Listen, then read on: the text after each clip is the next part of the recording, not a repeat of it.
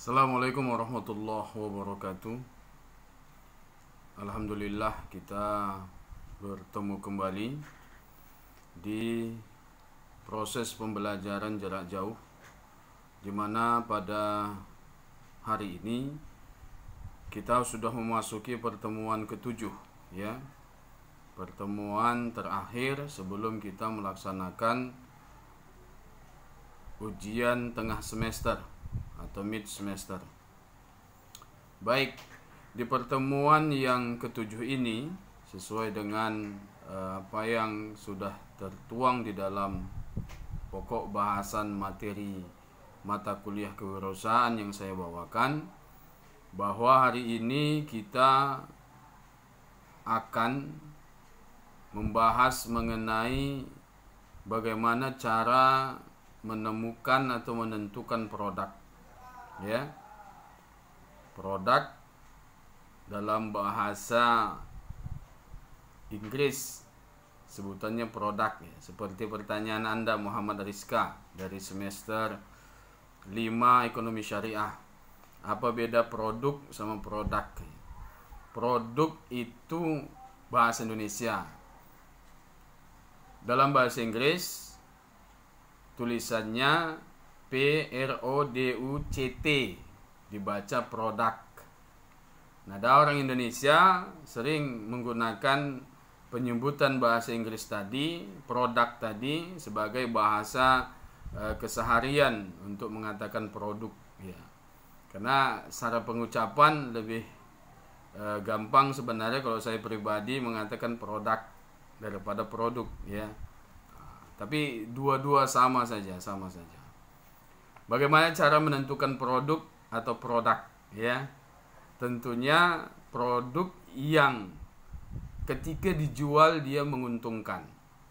Nah, banyak memang para wirausahawan, apalagi pemula yang baru, kesulitan pertama mereka selain nanti di permodalan, tapi setelah ada modal mereka tidak punya ide atau tidak punya pilihan yang sudah mereka tetapkan. Produk apa yang akan mau dijual? Kalau bicara tentang produk itu terbagi menjadi dua bagian yang biasa kita sebut dengan goods atau barang. Yang kedua service atau jasa. Jadi dibagi menjadi dua produk itu, barang dan jasa. Nah, apa perbedaannya nanti kita bahas di lain kesempatan mungkin. Apa itu barang, apa itu jasa, bagaimana perbedaan keduanya. Tapi yang pasti kita mau cari dulu, apa sih langkah-langkah atau bagaimana cara menentukan atau menemukan produk tersebut. Nah, dalam membangun sebuah bisnis, kita bisa mulai dengan menentukan produk yang menguntungkan terlebih dahulu untuk dijual, ya. Jadi sebelum ada modal pun, orang yang merencanakan atau berencana untuk membangun satu usaha, dalam pikiran mereka itu kita mau jual apa, kita mau memasarkan apa, gitu, ya. Ada yang sudah menentukan ini, ada yang belum menentukan. Nah, yang belum menentukan inilah nanti bahasan kita ini, seperti Anda, ini tentunya sangat berguna, ya, supaya ada bahan pijakan kita. Kalau mau menentukan satu produk itu seperti ini caranya. Nah, insya Allah kita akan memaparkan paling tidak ada 10 cara untuk menentukan, atau bisa dijadikan juga tahapan-tahapan atau langkah untuk menentukan produk tadi. Oke, baik.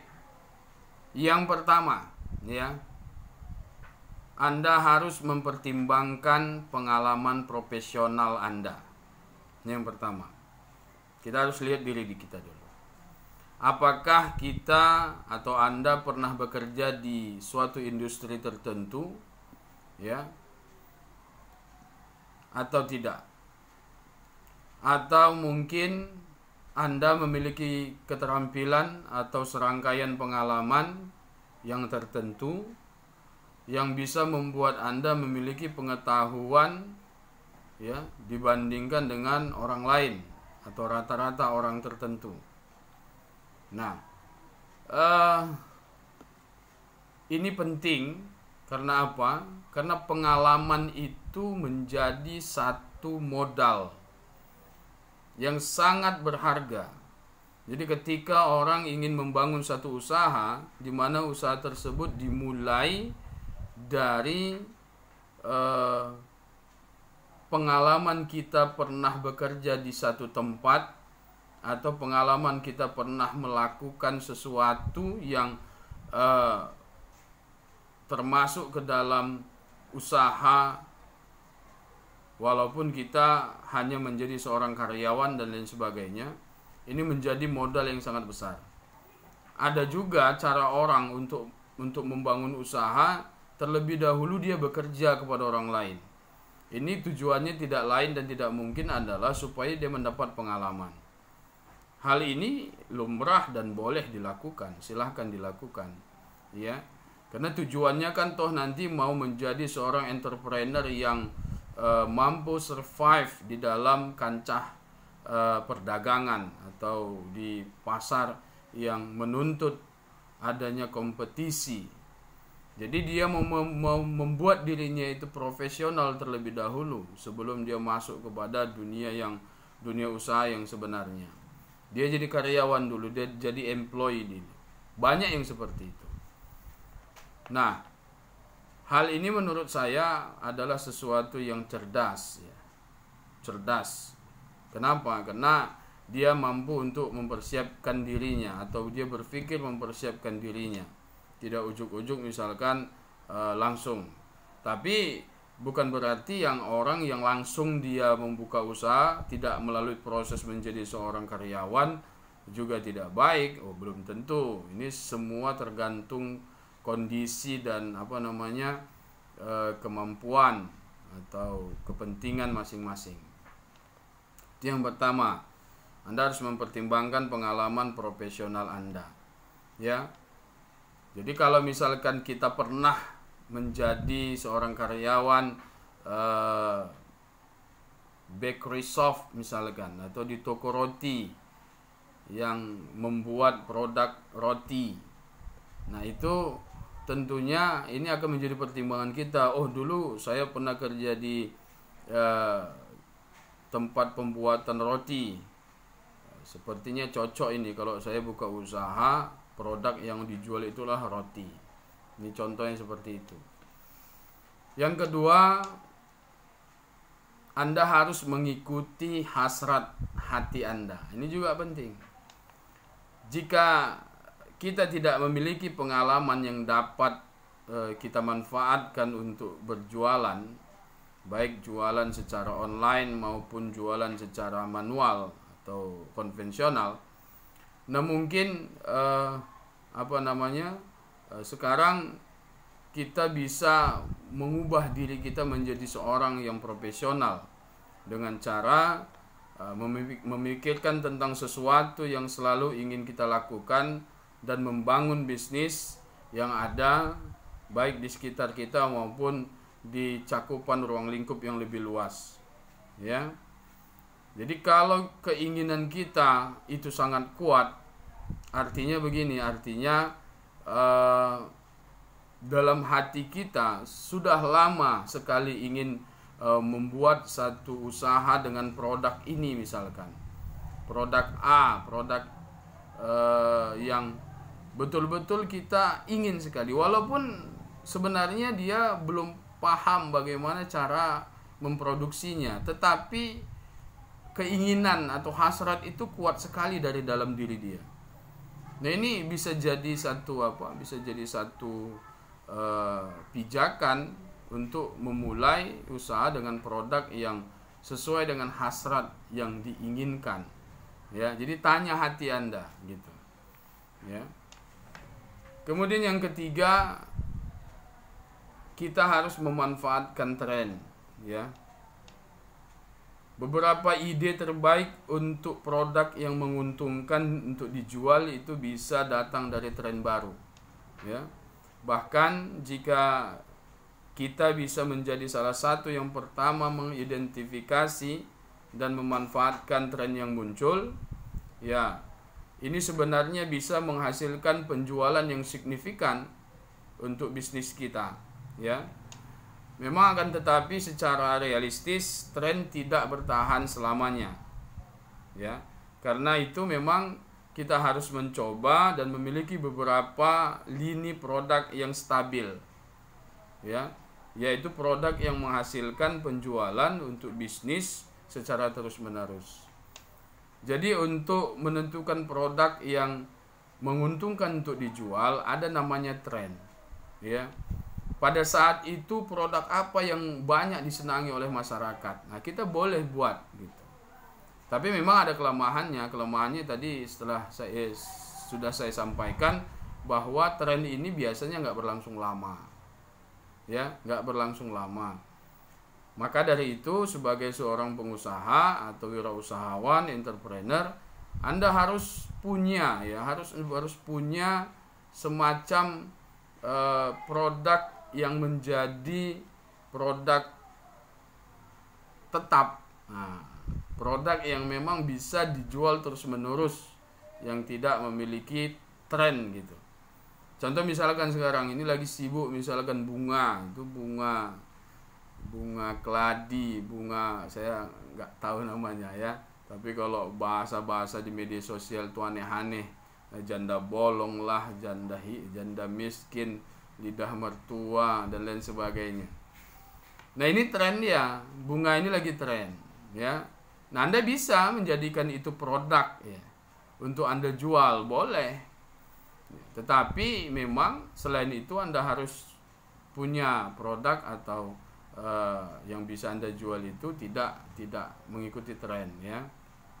Misalkan Anda usaha sepeda, produknya sepeda. Ini lagi sepeda lagi misalkan lagi tren, lagi booming. Nah, bagaimana Anda itu membuka usaha dengan produk alat-alat atau spare part dari sepeda?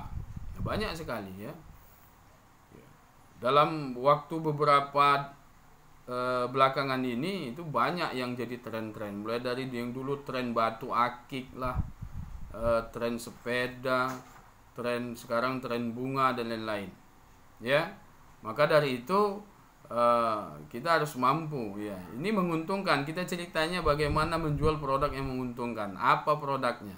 Nah, salah satunya adalah dengan memanfaatkan tren yang sekarang masih masih booming, itu bisa kita manfaatkan. Kemudian yang selanjutnya best seller di marketplace, ya. Yang keempat. Nah, sebagian besar pasar, contohnya online, ya, ini akan memberi kita daftar produk terlaris untuk memberikan gambaran tentang produk yang saat ini diminati di masing-masing situs, ya.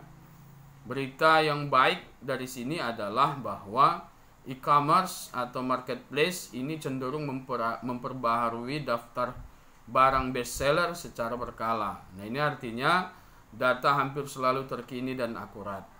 Nah, untuk menentukan produk apa yang bisa kita jual dan menguntungkan, kita harus sering-sering melihat di marketplace, ya. Apa yang kita lihat di sana? Yang kita lihat di sana adalah produk-produk yang bestseller. Nah, tentunya misalkan sekarang kan dunianya itu sudah masuk kepada dunia digital. Penjualan sekarang itu menggunakan online. Nah, artinya salah satu gerbang Anda memasuki dunia usaha itu dengan menggunakan sistem online. Nah, pada sistem online ini banyak sekali, ya,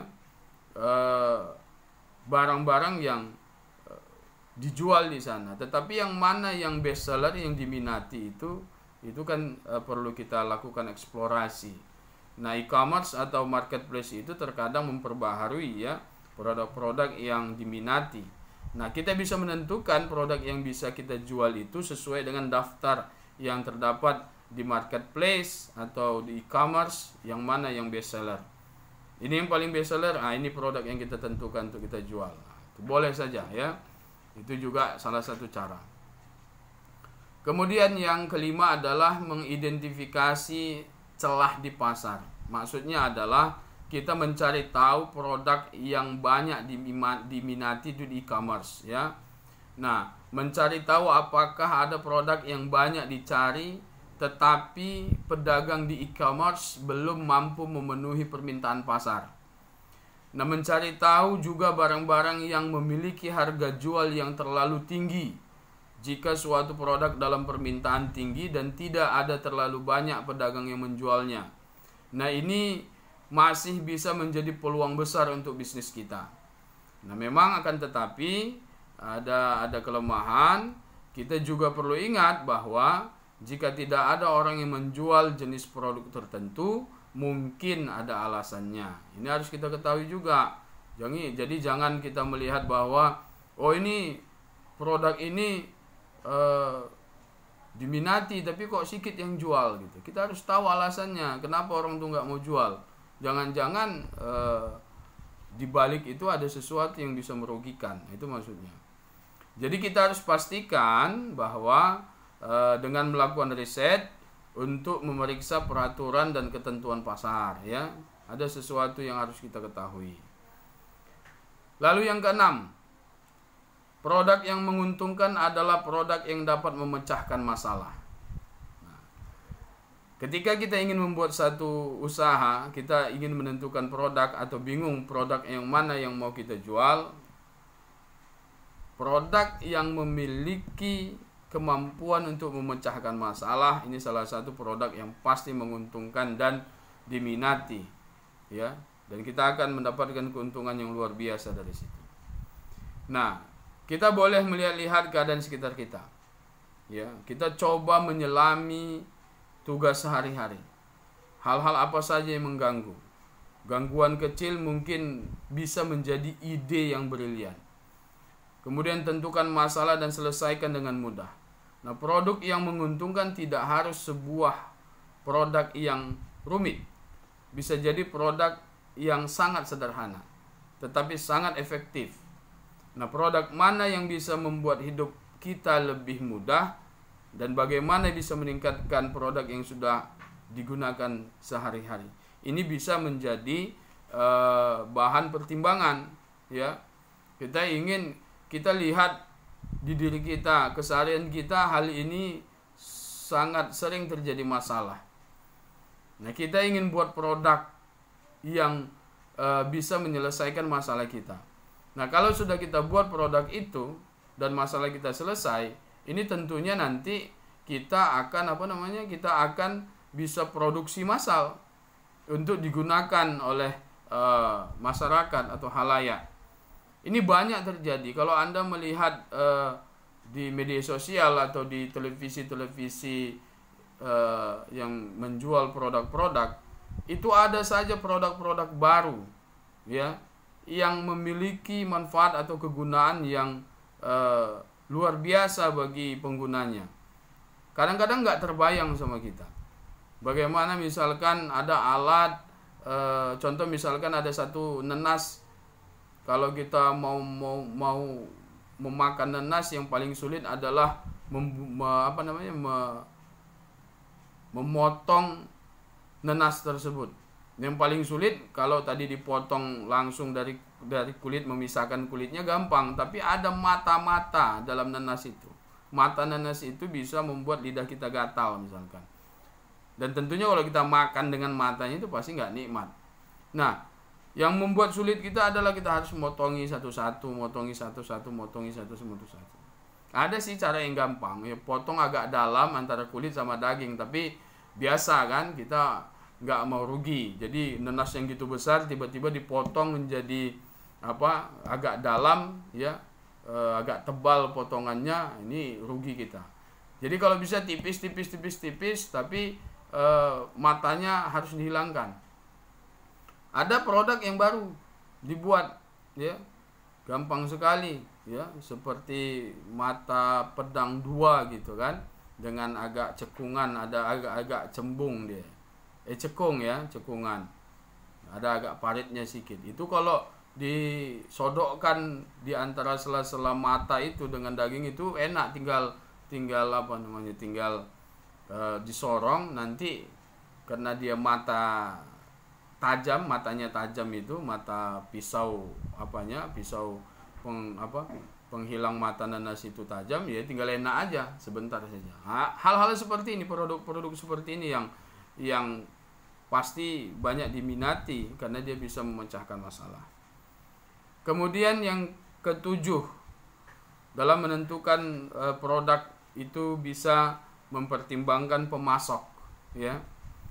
Maksudnya adalah kita harus lihat sumber produk yang mau kita jual, ya, tersedia atau tidak. Ada 3 opsi dasar dalam menjual produk yang menguntungkan. Yang pertama, buat sendiri, ya, membuat sendiri. Ini adalah opsi termurah karena kita hanya membayar bahan-bahannya, namun mengandung kerugian juga memang terkait skalabilitas.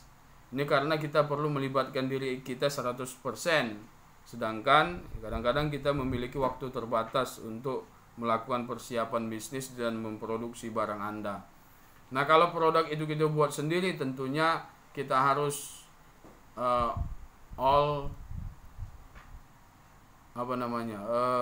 totalitas, ya, all the time, ya, all the day, ya, artinya harus tetap, istilahnya kita total, kita melaksanakan, karena barang yang mau kita jual itu harus kita buat dulu sendiri baru bisa dijual.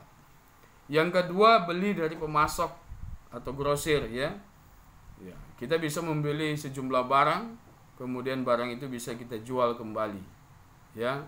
Ini tentunya tidak terlalu rumit seperti buat sendiri, karena kita hanya tinggal memasok, kemudian menerima, kemudian menjualnya kembali. Nah, yang ketiga, dengan drop shopping, ya, drop shopping. Ini adalah cara menjual produk yang menjual produk orang lain ini, ya. Kita itu bertindak hanya sebagai perantara antara pembuat produk dan klien, ya. Kalau kita misalkan bicara tentang online, ya ini yang banyak terjadi, drop shopping ini, ya. Kita menjadi perantara, Anda mau beli apa silakan, nanti kita yang belikan, kemudian kita yang mengirimkan. Ini adalah bisnis tanpa modal sebenarnya. Tapi kalau metodenya transfer, ya, kalau metodenya cash on delivery atau COD, ya ini tidak, ini kita perlu modal, artinya kita perlu beli dulu itu barang, baru barang itu kita jual. Tapi paling tidak kita bisa menjual barang walaupun kita nggak punya toko, ya. Toko kita ada di mana-mana, di seluruh wilayah kita punya toko. Tinggal kita kalau ada yang mau beli, kita tinggal hubungi pemasok, nanti barang dikirim, nah kita jual lagi sama orang lain. Ini luar biasa dengan cara seperti ini. Nah, keuntungan bisnis ini adalah kita tidak memerlukan inventaris produk, kan gampang, orang kita tinggal you mau apa, bisa beli sama I punya banyak produk, ya, you beli sama saya, nanti I kirim, terserah mau kirim rekening atau COD. Nah, kita hubungi aja pemasok, tinggal kita kirim barangnya. Gampang sebenarnya. Sisi buruknya yaitu tingginya jumlah pesaing dan margin keuntungan yang sangat rendah. Nah, ini udah pasti. Kenapa? Karena mudahnya berbisnis online itu dengan model seperti ini menjadikan orang berbondong-bondong menjadi pemain dropshipping, menjadi penjual online. Nah, artinya kalau sudah banyak orang berjualan online, maka persaingan itu semakin ketat. Untuk memenangkan persaingan, salah satu cara yang dilakukan oleh pedagang atau penjual itu adalah dengan menurunkan harganya. Karena turun harganya berarti margin keuntungannya itu akan diterimanya lebih sedikit dari biasanya. Ini kerugiannya. Oke, sekarang kita masuk cara yang ke-8. Yaitu jual produk yang sulit ditemukan secara lokal. Nah, menjual produk yang sulit ditemukan secara lokal. Ini misalkan ada barang-barang yang di pasaran itu tidak ada, yang ada hanya di beberapa tempat misalkan. Nah, kita bisa ambil kesempatan ini, ya. Kita bisa ambil kesempatan ini. Orang butuh banyak, tetapi produk ini hanya di satu tempat. Contoh misalkan ada di produk-produk itu, ada yang di Informa, ada di IKEA gitu kan. Nah, kita berusaha untuk menyediakannya sehingga orang masyarakat itu kalau membeli produk itu bisa melalui kita. Kemudian yang kesembilan, menjual produk yang berkaitan dengan hobi pelanggan. Jadi basisnya adalah produk dijual itu berdasarkan banyaknya hobi orang. Apa hobi? Misalkan Anda berada pada satu wilayah yang banyak sekali di sana tempat-tempat atau kolam-kolam pancing misalkan. Tentunya banyak sekali orang yang datang ke sana untuk menyalurkan hobi mereka memancing. Nah, melihat situasi ini Anda harus berpikir, produk yang tepat aku jual di tempat ini adalah produk-produk yang terkait dengan alat-alat pancing, umpan-umpan pancing dan lain sebagainya. Ya. Jadi kita buat produk itu berdasarkan hobi orang. Ini hobinya apa? Hobinya mancing, nah kita jual pancing. Itu maksudnya, ya. Kalau hobinya naik sepeda, kita bisa buka bengkel sepeda, menjual spare part atau alat-alat yang mendukung untuk olahraga sepeda dan lain-lain. Nah, yang 10 adalah membaca ulasan pelanggan tentang produk yang sudah ada. Ini akan menjadi referensi bagi kita. Kenapa? Dari ulasan-ulasan biasanya itu ada produk itu ya yang dijual, misalkan di Facebook itu banyak itu. Dan kita bisa lihat ulasannya bagaimana, testimoninya. Oh, ini testimoninya bagus ternyata. Oh, kita bisa jadi bisa jadi mengambil bagian untuk menjual produk itu. Ya tentunya kan ya tidak ada sih sesuatu yang terlalu baru, semuanya kan ATM, amati, tiru, modifikasi. Itu dibenarkan kan? Kita tidak mencontek, tidak plagiasi, tapi dengan dengan mengamati, dengan meniru, dengan modifikasi kita bisa menghasilkan produk yang bisa menguntungkan kita untuk dijual. Nah, dari itu semua yang paling terpenting adalah kita tidak boleh curang di dalam membuat produk. Terlebih lagi kalau kita menjual produk yang kita buat sendiri. Kita harus benar-benar memahami. Sebagai orang Islam kita harus mengedepankan konsep halalan thayyiban. Tidak boleh ada barang-barang yang mengandung barang-barang haram atau unsur-unsur haram yang ada di produk kita. Kemudian cara membuatnya juga kita tidak boleh asal-asalan, harus dengan mengedepankan kebersihan. An-nazafatu minal iman, walaupun itu bukan hadis ya, tetapi itu menjadi pegangan kita bahwa kebersihan itu adalah sebagian dari iman. Maka dari itu kita harus benar-benar ya dengan mempertimbangkan kesehatan orang lain, mempertimbangkan kepentingan orang lain. Kita tidak boleh profit oriented, yang orientasi dagang kita hanya keuntungan dan keuntungan. Selaku orang Islam kita harus mengedepankan yang namanya kepentingan halayak. Kita harus mengedepankan yang namanya orientasi kebaikan, tidak profit oriented ya. Kalau misalkan demi keuntungan kita berbuat sesuka kita bisa membuat produk yang penting untung, ya masa bodoh dengan orang lain, ini Allah akan marah. Ya. Walaupun usaha itu nanti berjalan terus, tapi percayalah itu bagian dari azab Allah kepada kita. Semakin usahanya semakin diuntungkan, semakin besar, semakin banyak dosa kita. Ya kan? Bukan berarti kita, wah buktinya aku makin untung. Kupakai bahan-bahan pengawet. Kupakai misalkan ini alat kecantikan, kupakai merkuri yang sangat tidak boleh untuk dipakai. Biarin aja orang lain, yang penting kita untung. Ini nggak boleh. Iya, memang usaha itu nanti Allah buat dulu banyak untungnya, maju. tapi banyak juga dosa Anda. Ya kan? Kalau Anda mau buat makanan, ini lagi betul-betul jangan sampai makanan itu mengandung sesuatu yang haram. Kemudian buatnya harus baik, higienis, bersih. Ya. Ditambah lagi memang bermanfaat lah, ya, bermanfaat. Ya, kita harus orientasinya adalah Allah Subhanahu wa taala. Jangan kita lakukan sesuatu yang kita jual itu bertentangan dengan perintah Allah Subhanahu wa taala. Itu saja pemaparan materi saya untuk hari ini. Semoga Anda bisa mengikuti dan memahami. Nah, untuk tugas di pertemuan ini,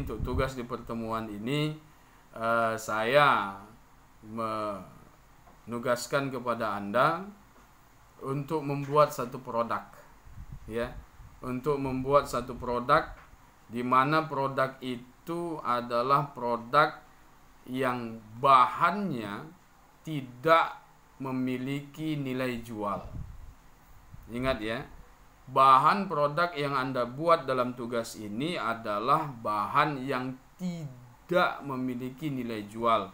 Artinya dia kalau secara dasar dia nggak bisa menguntungkan. Tetapi dengan kemampuan Anda bisa membuat dia menjadi nilai jual, menjadi produk yang baru. Ya, jadi Anda memanfaatkan sesuatu yang tidak bernilai menjadi bernilai. Ya, jadi silakan nanti Anda kirimkan kepada saya bahannya apa, kemudian mau dijadikan produk baru apa, bagaimana cara membuatnya, tolong Anda tuliskan bagaimana cara-caranya, ya. Kemudian nanti produknya itu silakan kirimkan ke saya. Dalam bentuk apa? Saya ingin Anda lebih spesifik. Anda rekam diri Anda, misalkan buat semacam tutorial, ya.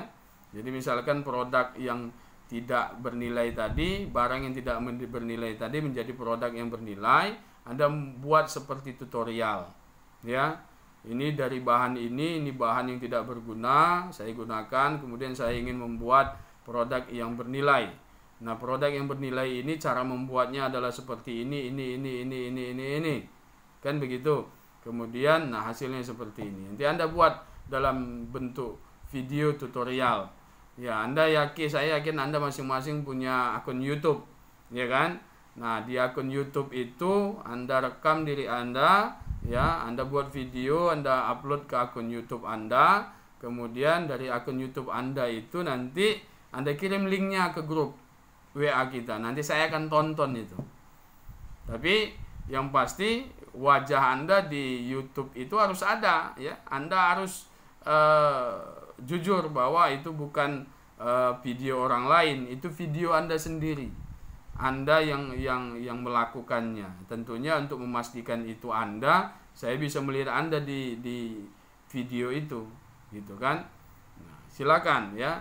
Supaya apa? Supaya Anda bisa lebih kreatif, lebih inovatif. Tidak perlu yang besar-besar, yang kecil-kecil saja. Tapi kalau bisa produk-produk itu bermanfaat dan kalau dijual itu menguntungkan, seperti itu. Ya, saya pikir Anda paham dengan tugas yang saya berikan. Terima kasih, selamat mengerjakan. Billahi taufiq wal hidayah, nasrun minallah wa fathun qarib wa basyiril mu'minin. Assalamualaikum warahmatullahi wabarakatuh.